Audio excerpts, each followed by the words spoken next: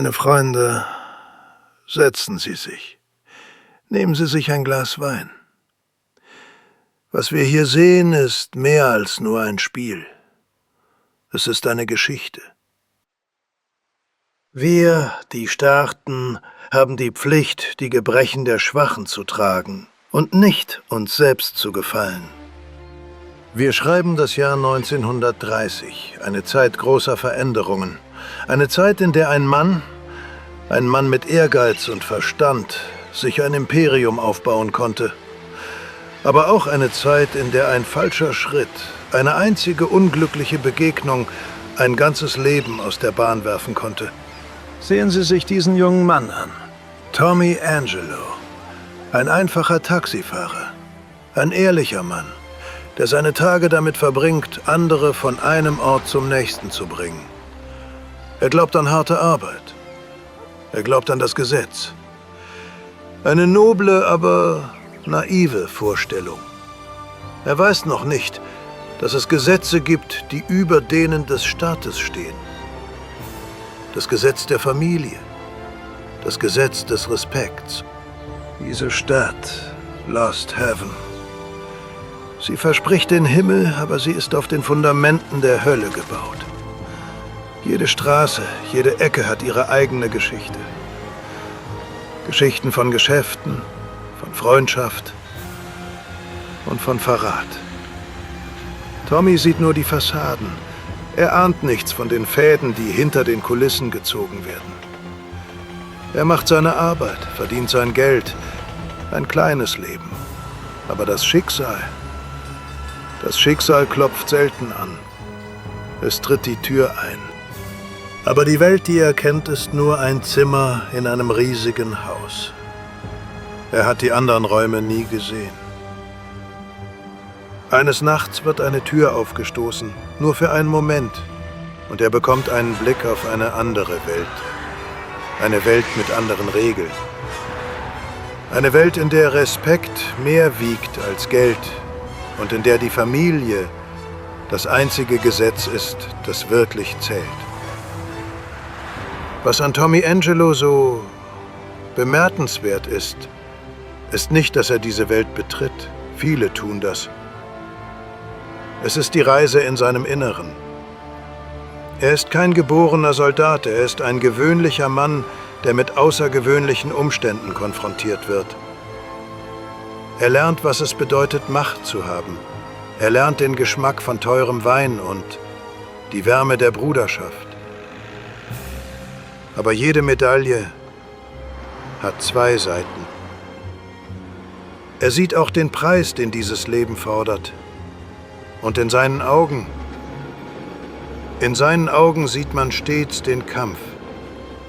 Den Kampf zwischen dem Mann, der er war, und dem Mann, zu dem er wird. Seine Geschichte verrät nichts über unsere Geschäfte. Sie verrät etwas über die Seele eines Menschen. Was passiert, wenn man einem einfachen Mann einen schweren Anzug anzieht und ihm eine Waffe in die Hand gibt? Verändert der Mann den Anzug oder verändert der Anzug den Mann? Das ist die Geschichte von Tommy Angelo. Der Rest sind nur Details.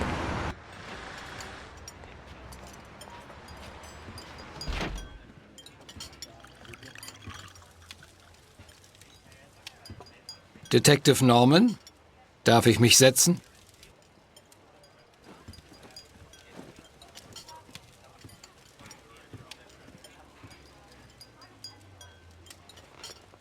Ich bin spät dran, aber ich wollte nicht gesehen werden. Sie wissen, was ich meine.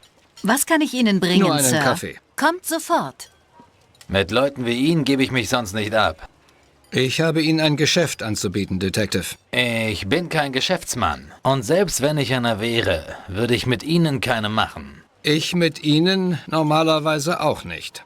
Aber das hier ist ein Sonderfall. Gut für Sie und Ihre Vorgesetzten und gut für mich. Es geht um eine Art Tausch. Tausch?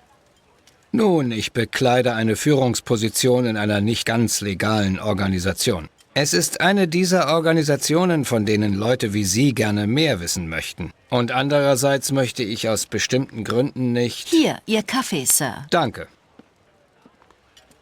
Ich möchte mich aus bestimmten persönlichen Gründen von dieser Organisation distanzieren. Es ist nicht leicht, aus dem Geschäft auszusteigen. Sie wissen, was ich meine. Ich habe eine ungefähre Vorstellung. Sie haben eine Kugel im Kopf, wenn Sie nicht schnell verschwinden. Stimmt's? Das ist nicht der einzige Grund. Haben Sie Kinder, Detective? Ich habe Frau und Tochter. Und ich will nicht, dass Sie wegen mir Probleme kriegen. Und ich kann nicht jedem gewöhnlichen Kriminellen Schutz bieten. An Ihre Familie hätten Sie früher denken sollen. Ja, sicher. Hören Sie, ich will nichts geschenkt. Also, hier ist mein Vorschlag. Sagt Ihnen vielleicht der Name Salieri etwas? Salieri? Natürlich tut er das. Bringt Sie etwas mit ihm in Verbindung? Kann man so sagen. Ich habe mehrere Jahre für ihn gearbeitet. Jetzt will er mich ausschalten. Wenn Sie mich und meine Familie schützen, sag ich Ihnen alles. Namen, Daten, Fakten, alles. Genug, um ihm lebenslänglich zu geben. Ich bin nicht der Weihnachtsmann. Wenn ich damit zum Chief gehe, muss ich alles wissen, was Sie wissen. Ich muss sicher sein, dass Sie vor Gericht aussagen. Klar, wenn Sie Zeit haben, erzähle ich Ihnen die ganze Geschichte. Und alle Dinger, die wir über die Jahre gedreht haben. Gut, ich habe Zeit. Ich bin ganz Ohr. Sehen Sie genau hin. Das hier, das ist nicht der Anfang einer Geschichte. Das ist das Ende. Ein Mann unserer Familie sitzt einem Mann des Gesetzes gegenüber. Nicht als Gegner, nicht als Feind, sondern als Bittsteller. Er verkauft, was ein Mann niemals verkaufen darf. Seine Brüder, sein Wort, seine Ehre. Er spricht von Schutz für seine Frau und seine Tochter. Ein ehrenwerter Grund, könnte man meinen, aber ein Mann, ein wahrer Mann, schützt seine Familie durch Stärke und Loyalität, nicht durch Verrat. Er schützt sie, indem er die Last seiner Entscheidungen selbst trägt, nicht indem er sie auf die Schultern anderer ablädt. Er nennt es einen Tausch, ein Geschäft, ein fast unmerkliches, verächtliches Schnauben. Er glaubt, er könne sich freikaufen von dem Leben, das er gewählt hat. Er versteht nicht. Es gibt Dinge, die keinen Preis haben. Die Omerta, das Schweigen, ist ein heiliges Gelübde. Es ist das Fundament, auf dem unsere ganze Welt ruht. Und er spuckt darauf für ein falsches Gefühl von Sicherheit. In diesem Moment, in diesem Café, hat dieser Tommy Angelo sein Urteil bereits unterschrieben. Nicht durch die Hand eines Richters, sondern durch seine eigene. Ein Mann, der seine Familie verrät, hat keine mehr. Was auch immer er dem Detective erzählt, es ist nur noch die Beichte eines toten Mannes. Herbst 1930. Sehen Sie ihn sich an, den Taxifahrer. Ich war mal Taxifahrer. Ich mochte den Job, auch wenn ich nicht viel verdiente und von morgens bis abends arbeitete. Er hat seine Route, seine Pausen, seine Zigarette. Er ist zufrieden. Er weiß nicht, dass seine Welt so zerbrechlich ist wie das Glas seiner Windschutzscheibe. Es war keine gute Zeit und anderen ging es schlechter als mir. Dann der Lärm. Lärm auf der Straße ist immer ein Zeichen von Schwäche. Entweder die unserer Feinde oder die unserer eigenen Männer, die unvorsichtig waren. Durch das Taxifahren geriet ich überhaupt erst an Salieris Leute. 2 von uns in die Enge getrieben, verzweifelt. In solchen Momenten zeigt sich, wer ein Mann ist. Und was sie brauchen, ist ein Ausweg. Und da steht er. Der richtige Mann zur richtigen Zeit am falschen Ort. Das Schicksal stellt die Figuren auf das Brett. Es fragt nicht um Erlaubnis. Eines Tages hatte ich Pause und ruhte mich gerade aus. Da hörte ich einen gewaltigen Knall. Sam, mich hat's erwischt! Verdammt! Reiß dich zusammen. Da ist ein Taxi. Wir schaffen das. Mir war klar, dass sich diese Typen aus dem Staub machen mussten. Also verhielt ich mich kooperativ, schon um kein Loch in den Kopf geschossen zu kriegen. Fahr los. Komm schon. Meine Männer. Sie machen ihm ein Angebot. Nicht mit Geld, sondern mit einer Waffe am Kopf. Wohin? Egal wohin. Schnell. Und zwar richtig schnell. Schneller als Sam hier war. Ich bin schneller gefahren als je in meinem Leben. Mir war egal wohin, solange wir Abstand zu den Herren gewannen, die hinter uns her waren. Das ist die überzeugendste Art von Angebot. Eines, das ein Mann nicht ablehnen kann. In diesem Augenblick ist sein altes Leben vorbei. Er weiß es nur noch nicht. Er denkt, er ist immer noch ein Taxifahrer, der eine unangenehme Fuhre hat. Aber er ist es nicht. Er ist nun Teil einer anderen Geschichte. Er dachte, er fährt sie nur um die nächste Ecke. Er wusste nicht, dass er auf einen Weg abbog, von dem es keine Rückkehr gibt. Oh Gott. Das sind sie. Sam, Das schieß! sind echte Schüsse. Und sie zielen hierher. Auf dieses Taxi. Auf mich. Warum? Wegen denen auf dem Rücksitz. Ich fahre 2 Gangster und jetzt wollen mich andere Gangster dafür umbringen. Ich bin gefangen. Dieses Taxi ist mein Sarg. Wenn ich anhalte, erwischen sie mich. Wenn ich weiterfahre, durchsieben sie mich. Schneller! Oh Gott! Wir sind erledigt. Gib Gas, wenn du deinen Arsch retten willst.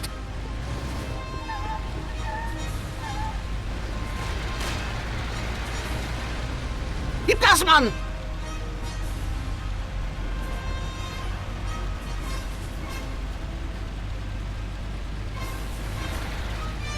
Spitze, wir haben's geschafft! Gute Arbeit, Bruder! Jetzt bring uns zu Salieris Bar. Ich zeig dir den Weg. Salieris Bar. Sie sagten Salieris Bar. Ich fahre gerade wirklich dorthin. Ich fahre direkt in die Höhle des Löwen. Habe ich den Verstand verloren? Aber was soll ich tun? Wohin sonst? Zur Polizei? Was sage ich denen? Hallo, Officer. Ein paar Gangster haben in meinem Taxi gesessen, während andere Gangster auf mich geschossen haben. Die stecken mich doch direkt in eine Zelle oder schicken mich nach Hause. Und dann finden mich diese Kerle erst recht. Mein Taxi. Mein armes Taxi. Überall Löcher. Die Scheibe ist hinüber. Das wird ein Vermögen kosten. Wie soll ich das bezahlen? Wie soll ich das überhaupt erklären? Vielleicht hätte ich einfach weiterfahren sollen. Sie rauswerfen und nie wieder zurückblicken. Aber der Blick von diesem Kerl und die Waffe, ich hatte keine Wahl. Ich hatte die ganze verdammte Zeit keine Wahl, oder? Seit dem Moment, als ihr Wagen vor mir verreckt ist. Salieris Bar. Ich weiß, wer das ist. Jeder in der Stadt kennt den Namen. Und ich fahre geradewegs auf seinen verdammten Parkplatz. Was passiert, wenn ich ankomme? Geben Sie mir die Hand und bedanken sich? Oder knallen Sie mich ab, weil ich ein Zeuge bin? Ruhig, Tommy. Ganz ruhig. Atmen. Du hast sie hergebracht. Du hast getan, was sie wollten. Vielleicht geben sie dir einfach nur Geld für die Reparatur und lassen dich gehen. Ja, das ist es. Ein bisschen Geld für den Schaden und die Sache ist vergessen. Das muss es sein. Bitte, lass es das sein.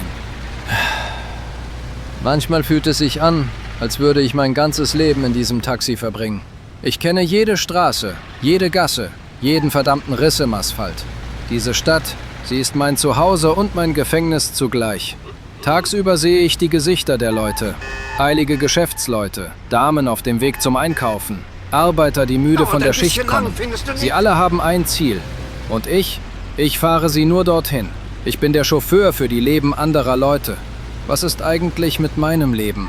Ich wache auf, putze die Karre, fahre, bis mir die Augen zufallen, zähle die paar Dollar, die übrig bleiben, wenn das Benzin bezahlt ist, und schlafe ein. Und am nächsten Tag alles von vorne. Ich hatte mal Träume. Nichts Großes, vielleicht eine eigene kleine Werkstatt. Genug Geld, um mir keine Sorgen machen zu müssen, wenn der Motor mal wieder stottert. Eine Familie.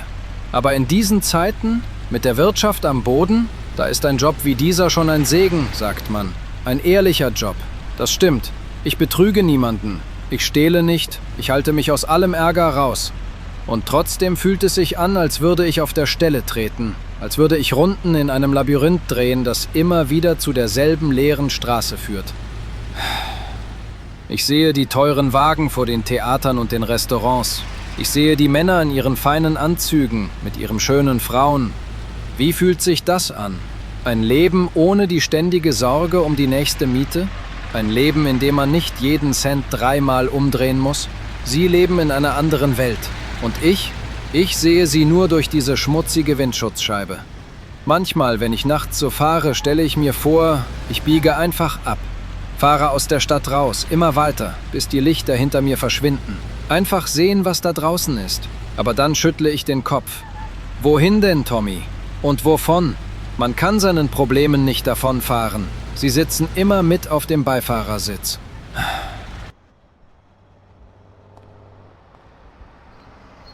Endlich sind wir zu Hause. Warte hier, Junge. Sam holt dir ein kleines Präsent von Mr. Salieri. Danke für deine Hilfe. Sehen Sie diesen Moment? Das ist die Stille nach dem Sturm. Und in dieser Stille wird ein Mann geboren oder er stirbt. Der Junge im Auto, er ertrinkt in seiner Angst. Sein Herz klopft nicht vor Aufregung. Es klopft aus Furcht vor dem Unbekannten. Furcht ist das Erste, was ein Mann spürt, wenn er am Rande einer neuen Welt steht. Er denkt an das Sterben. Das ist der Fehler, den die Kleinen machen. Sie denken immer an das Ende. Okay. Ruhig bleiben, Tommy. Einfach nur ruhig bleiben. Er glaubt, er ist in der Falle. Die Wahrheit ist, die Tür seines Käfigs steht zum ersten Mal in seinem Leben weit offen. Die Tür der Bar öffnet sich. Ein Lichtkegel fällt auf den Gehweg. Ein Mann in einem teuren Anzug tritt heraus. Sam. Er bewegt sich langsam, ohne Eile. Tommys Herz setzt einen Schlag aus. Dann rast es los, noch schneller als zuvor.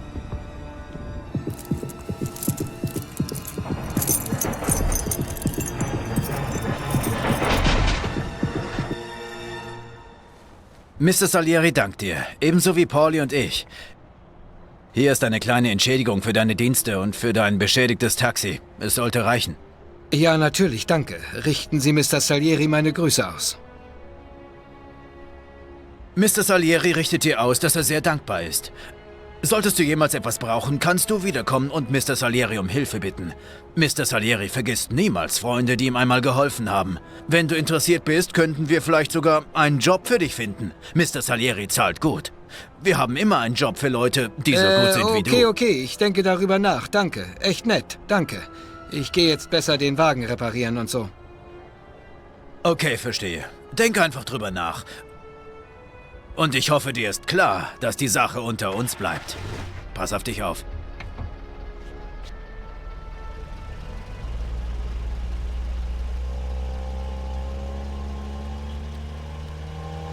Als ich den Umschlag öffnete, bekam ich fast einen Herzanfall. Es war mehr, als die Reparaturen kosten würden. Aber ich dachte nicht eine Minute über ihr Angebot nach. Ich wollte nicht mit Gangstern arbeiten, selbst wenn sie noch so viel Geld hatten. Besser arm und am Leben als reich und tot, oder?